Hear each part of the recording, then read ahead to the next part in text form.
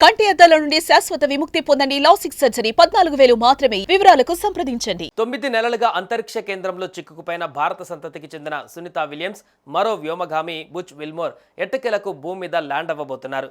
వీరి తిరుగు ప్రయాణానికి సంబంధించిన ప్రక్రియ మొదలైంది. వ్యోమగాములను తీసుకువచ్చేందుకు అంతరిక్ష కేంద్రానికి వెళ్లిన స్పేస్ ఎక్స్ క్రూ డ్రాగన్లో వీరు అడుగుపెట్టారు. SpaceX Crew Dragon hatch మూసివేత ప్రక్రియ ప్రారంభమైనట్లుగా అమెరికా అంతరిక్ష కేంద్రం నాసా వెల్లడించింది. ఆ దృశ్యాలను ప్రత్యక్ష ప్రసారం చేస్తోంది. తిరుగు ప్రయాణం కోసం వ్యోమగాములు సిద్ధమవుతున్నారని, తమ వస్తువులను ప్యాక్ చేసుకుంటున్నారని చెప్పింది. ఈ ప్రక్రియనంతా నాసా కేంద్రంలోని శాస్త్రవేత్తలు సునిశ్చితంగా గమనిస్తున్నారు. భూమి మీదకు వచ్చే ముందు ISSలో వ్యోమగాములంతా ఫోటోలు తీసుకుంటూ సందడి చేశారు. భారత కాలమానం ప్రకారం మంగళవారం ఉదయం 8:15 హ్యాచ్ మూసివేత ప్రక్రియ ప్రారంభమైంది. ఇది పూర్తయిన తర్వాత ఉదయం 10:15 అన్డాకింగ్ ప్రక్రియ మొదలైంది. క్రూ డ్రాగన్ వ్యోమనౌక అంతరిక్ష కేంద్రం నుంచి విడిపోతుంది. ఇక భూ వాతావరణంలోకి పునఃప్రవేశం కోసం ఇంజిన్ల ప్రజ్వలనను బుధవారం తెల్లవారుజామున 2:41 చేపట్టనున్నారు. దాదాపు 40 నిమిషాల తర్వాత తెల్లవారుజామున 3:27 ఈ వ్యోమనౌక ఫ్లోరిడా తీరంలోని సముద్ర జలాలలో దిగుతోంది. సహాయ బృందాలు రంగంలోకి దిగి క్రూ డ్రాగన్ను వెలికి తీస్తాయి. ల్యాండింగ్ తర్వాత వ్యోమగాములని హూస్టన్లోని జాన్సన్ స్పేస్ సెంటర్కు తరలిస్తారు. 2024 జూన్ 5న ప్రయోగించిన బోయింగ్ వ్యోమనౌక స్టార్ లైనర్లో సునీత విల్మోర్లు ISSకు చేరుకున్నారు. షెడ్యూల్ ప్రకారం వారం రోజులకే సునీత విల్మోర్ భూమిని చేరుకోవాల్సి ఉంది. అయితే స్టార్ లైనర్లో సాంకేతిక సమస్యలు తలెత్తడంతో వ్యోమగాములు లేకుండానే తిరిగి భూమిపైకి వచ్చేసింది. అప్పటి నుంచి సునీత విల్మోర్లు ISSలోనే చిక్కుకుపోయారు. ఎట్టకేలకు మరికొన్ని గంటలలో సునీత విలియమ్స్ మాతృభూమిని ముద్దాడనుంది.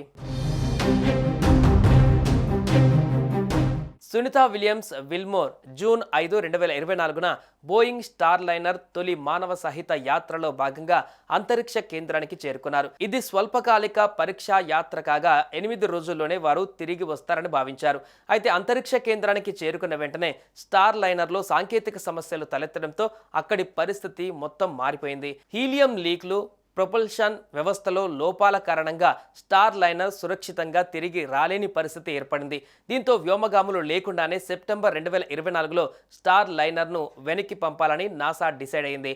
అప్పటి నుంచి సునీత విలియమ్స్ విల్మోర్లు అంతరిక్షంలోనే ఉండిపోయారు. వ్యోమగాములు 2024 జూన్ 5న బయలుదేరి అంతరిక్ష కేంద్రానికి చేరుకున్నారు. ఆగస్టులో మిషన్ ఆలస్యమవుతున్నట్లు నాసా ప్రకటించి స్పేస్ ఎక్స్ ద్వారా వారిని వెనక్కి తీసుకురావడానికి ప్రణాళికలు ప్రారంభించింది. సెప్టెంబర్లో మళ్లీ స్టార్ లైనర్ వ్యోమనౌక ఖాళీగా భూమికి తిరిగి వచ్చింది.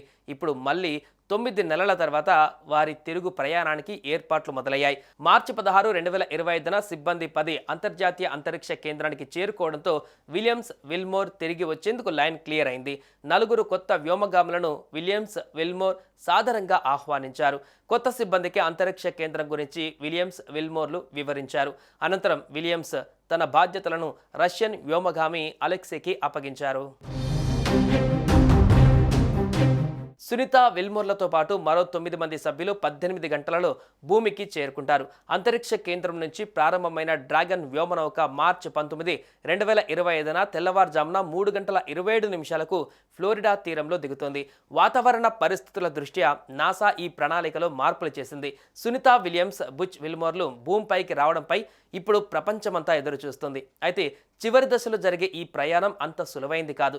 అత్యంత వేగంగా మండుతున్న అగ్నిగోళంలా భూ వాతావరణంలోకి వచ్చే space X dragon capsule 1600 centigrade వరకు ఉష్ణోగ్రతలను తట్టుకుంటుంది. ఆ తర్వాత మెల్లగా వేగాన్ని తగ్గించుకుంటున్నప్పుడు వ్యోమగాములు G-ఫోర్స్లను ఎదుర్కొంటారు. ఇది భూ గురుత్వాకర్షణ శక్తి కంటే 4 గింతలు ఎక్కువగా ఉంటుంది.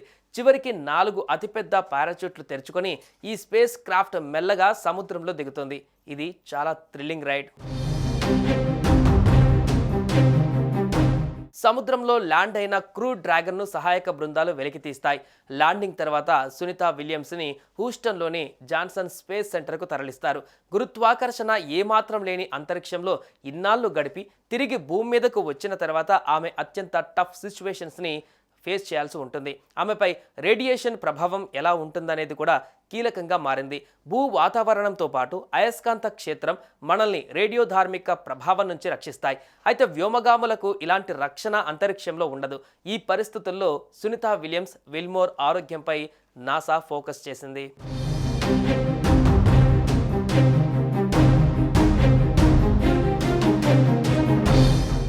సుమన్ టీవీలో మీ పర్సనల్ అండ్ బిజినెస్ ప్రమోషన్స్ కోసం కింది నెంబర్కి కాంటాక్ట్ చేయండి.